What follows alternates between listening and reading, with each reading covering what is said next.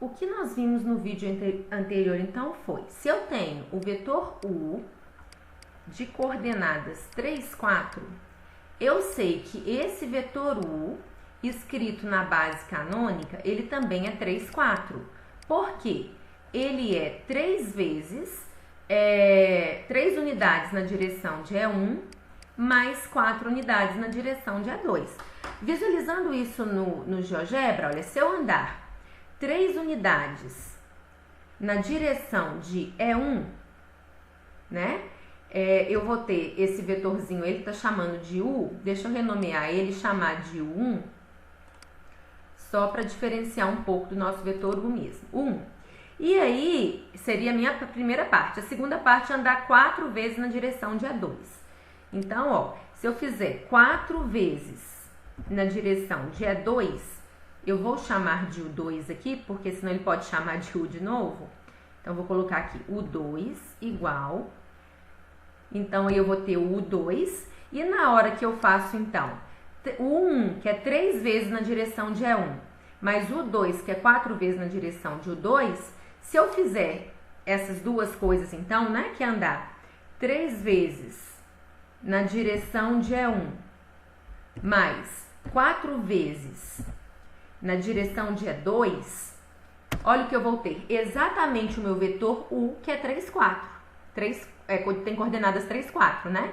Que é exatamente andar 3 vezes na direção de E1 e 4 vezes na direção de E2, né? Eu deixei esse desenho lá no nosso resumo também, né? Tá aqui, ó.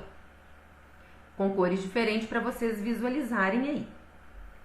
O que vai acontecer agora? Isso na base canônica é bem intuitivo de ver. A pergunta é quando eu uso outras bases. Então, suponha que eu tenha agora aqui um vetor W de coordenadas, às vezes eu ponho setinha, outras vezes eu não ponho, 2, 1. E um vetor V de coordenadas 1, menos 2. Será que esses vetores V e W formam uma base? Para eles formar uma base, eles têm que ser LI, eles têm que ser linearmente independentes. Não pode haver uma dependência entre eles. Como que eu verifico isso? Fazendo a razão entre as coordenadas. Então, coordenada x de um com coordenada x do outro é 2 sobre 1. Coordenada y de um sobre coordenada y do outro vai ficar 1 sobre menos 2. Isso aqui não é igual, então não existe proporcionalidade entre as variáveis. Logo, eles formam uma base. Então, eu posso pegar uma base B e com os vetores W e com os vetores V. O que a gente pode perceber é que eles são perpendiculares. Olha, 2 vezes 1, 2. 1 vezes menos 2, menos 2. Se eu fizer o produto interno, dá 0. Então, essa base é uma base ortogonal. Se eles formam uma base, esse vetor U, ele pode ser escrito como uma combinação linear de W e de V. O que é uma combinação linear? Eu posso pegar o vetor U e escrever ele como um A na direção do vetor W, mais um B na direção do vetor V. Vou colocar setinhas aqui para diferenciar. No caso da base canônica, esse A e esse B são exatamente os valores das coordenadas do vetor U. Agora, eu não estou na base canônica mais. Então, eu tenho que determinar quem seria esse A e quem seria esse B para essa nova base. Então, eu vou escrever essa igualdade como um sistema, ok? Bom, como vai ser então? Colocar as coordenadas aqui. Quem é o meu vetor U? Ele tem coordenadas 3 e 4. Igual a A, que multiplica. Quem é meu vetor W? Ele tem coordenadas 2 e 1. Mais B, que multiplica o vetor V, que tem coordenadas 1 e menos 2.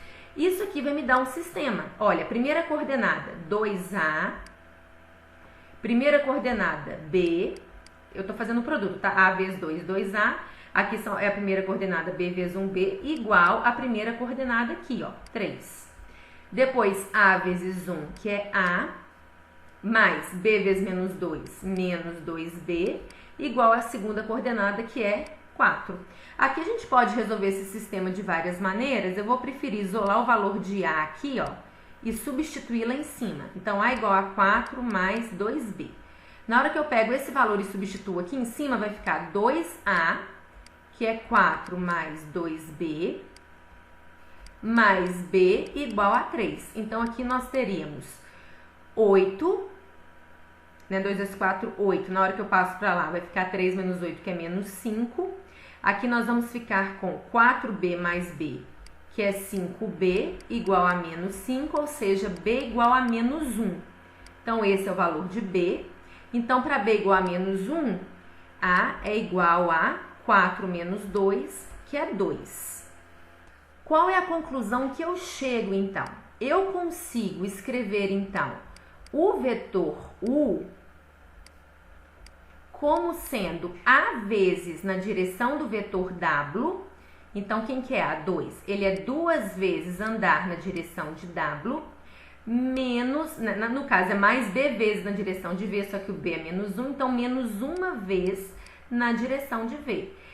Como, então, eu consigo escrever o vetor U nessa base B, que eu escolhi aqui, que não é a base canônica, na base VW. Como ele é 2 vezes na direção de W e menos 1 na direção de V, esse vetor U na direção dessa nova base, ele é o valor de A e de B encontrado. É o valor de 2 menos 1. São conceitos um pouco indigestos, né, para vocês, mas olha que interessante. O vetor 3, 4 escrito na base canônica é o próprio vetor 3, 4, porque a base canônica já está toda bonitinha aí. E aí, como é que eu desenho o 3, 4? Eu ando 1, 2, 3 no X, 1, 2, 3, 4 no Y. Só que agora eu estou escrevendo o mesmo vetor em outro tipo de base, de uma outra forma, que é o V, que é o W.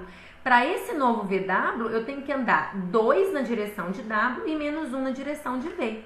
Vou colocar isso aqui no GeoGebra para vocês conseguirem ver.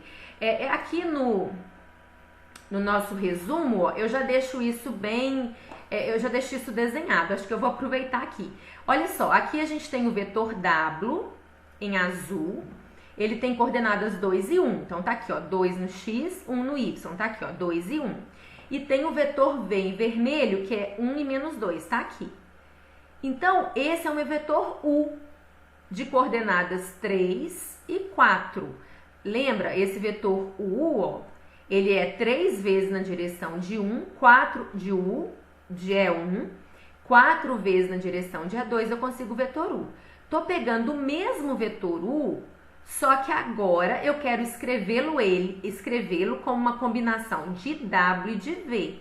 As contas que a gente fez, aqui no caso eu estou usando alfa e beta, me falaram que eu tenho que andar 2 vezes na direção de W. Então, eu ando 2 vezes na direção de W e menos 1 vez na direção de V. Então, o V tá para cá, menos 1 tá para cá. Notem que se eu andar 2 vezes na direção de W e menos 1 vez na direção de V, quando eu somo, olha, eu tenho realmente o meu vetor U. Só que escrevê-lo como uma combinação de W e de V é bem diferente do que escrevê-lo na direção de E1 e de E2, como nós vimos anteriormente, porque eles não estão sobre os eixos como a gente fez. Então, e aí, ó, essa é a maneira que eu escrevo eles nessa base, tá vendo? Aqui, infelizmente, eu acabei fazendo o contrário. Aqui, notem, o meu deu 2 e menos 1, tá vendo? Porque a minha base eu escrevi como W e como V. A ordenação da base é extremamente importante. Se o W vem primeiro e o V vem depois, como que eu escrevo U na direção da base B? Quem vem primeiro é W, o valor que eu multiplico W é 2, então eu ponho 2 aqui primeiro. O meu segundo vetor é V. Qual o valor que eu tenho que andar na coordenada, na direção do vetor V? Não é B e não foi menos 1? Aqui fica menos 1. Olha aqui. Aqui no exemplo do nosso resumo eu coloquei V e W. A conta vai ser a mesma. Só que como o V vem em primeiro lugar e a quantidade que eu ando na direção de V é menos 1, a escrita dele nessa base é menos 1 primeiro e 2 depois. Eu acabei me enganando, mas foi um engano que ajudou a gente a compreender essa questão. A ordenação que eu coloco a base, ela é importante. Então, se eu escrevo ele na base VW, aqui tem que estar ordenadamente o quanto eu ando na direção de V e o quanto eu ando na direção de W. Então, assim, espero que tenha ficado claro que eu posso escrever o mesmo vetor de formas diferentes, dependendo da base que eu uso.